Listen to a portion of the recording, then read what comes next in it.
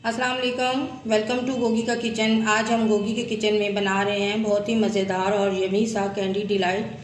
तो candy delight बनाने में बहुत ज़्यादा इजी है और खाने में उससे भी ज़्यादा लजीज है। तो आप भी इसको अपने बच्चों को बना के दें, खुद खाएं, एंजॉय करें। तो आज की रेसिपी स्टार्ट करने के लिए चलते हैं हम अपने किचन की तरफ। यहाँ पे हमने 400 ग्राम विपिंग क्रीम ली है और ये बिल्कुल चिल होनी चाहिए। फ्रिज में रखी हुई थी बहुत ज़्यादा ठंडी। तो इसको हम अच्छी तरह से फेंट लेंगे। इसको आपने ओवर बीट नहीं करना, हल्के हाथों से आपने इसको बीट कर लेना है।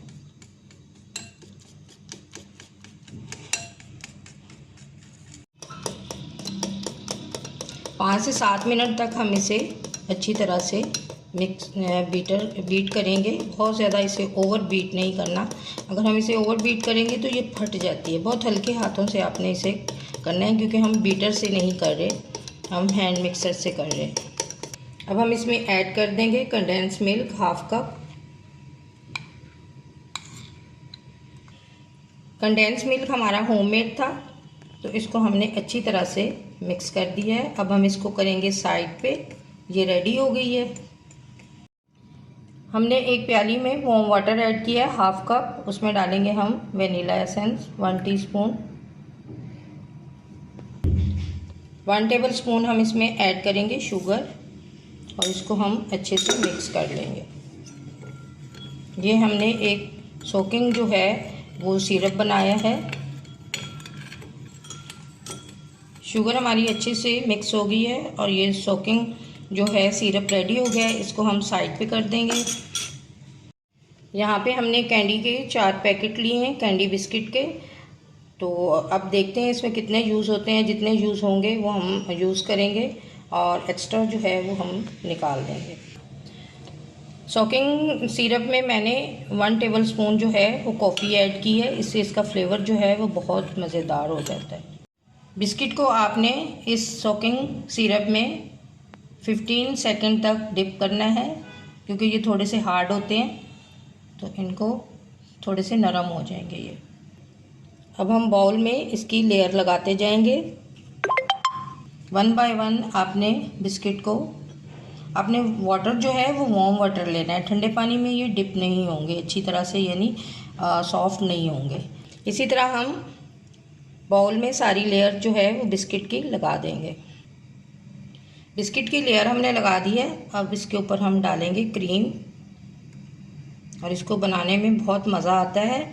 जब आप ये बना के अपनी फैमिली को खिलाएंगे, बच्चों को, तो वो कहेंगे कि रोज़ ये वाली रेसिपी आप जो है हमें बना के दें। हमारी क्रीम थोड़ी ज़्यादा है, हमारा बाउल भी थोड़ा बड़ा है। 1 बाय 1 आपने बिस्किट और क्रीम की जो है वो लेयर लगाते जाना है। और अब दोबारा हम इस पर बिस्किट की लेयर लगाएंगे।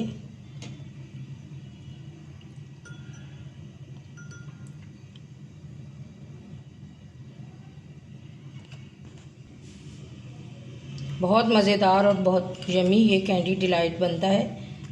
आप भी अपने बच्चों को ज़रूर बना कर दें।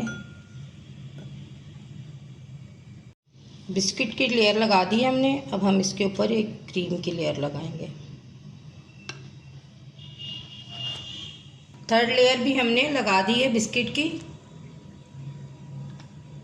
माशाल्लाह से बहुत यमी और बहुत मज़ेदार कैंडी डिलाइट बनता है। आप अपने बच्चों को ज़रूर बना कर दें। और मुझे तो इसको बनाने में बहुत मज़ा आ रहा है। आज ना हमने चूल्हा जलाया है और ना इतनी गर्मी लग रही है हमें।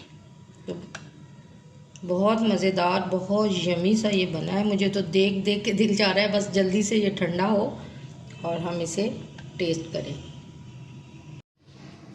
यहाँ पे हमने ये बिस्किट का एक पैकेट लिया है। इसको हम जिप लॉक बैग में डाल देंगे और इसको अच्छी तरह से प्रेस करेंगे और इसका हम बना लेंगे चूरा, जिससे हम अपने कैंडी डिलाइट को डेकोरेट करेंगे। बिस्किट को हमने इस तरह चॉप कर लिए बारीक बारीक और इसी से हम इसे डेकोरेट करेंगे।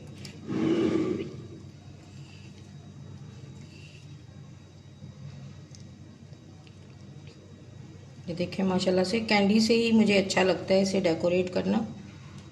ये बहुत खूबसूरत लगता है। इतना यमी, इतना मज़ेदार कैंडी डिलाइट, देखने में इतना मज़ेदार लग रहा है, बनाने में भी बहुत ही ज़्यादा आसान है। इसमें बहुत कम टाइम में आप बहुत अच्छा डेजर्ट वो कैंडी डिलाइट बना सकते हैं। अगर आपके घर मेहमान आ गए हैं तो आप जल्दी से ये वाला कैंडी डिलाइट जो है बना के रख दें और मेहमानों को पेश करें, बच्चों को भी बना के दें।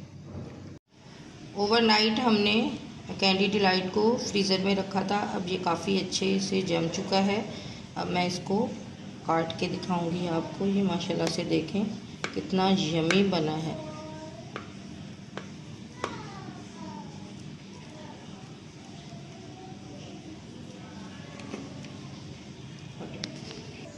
ये देखें माशाल्लाह से कितना यमी और कितना मज़ेदार सा बना है।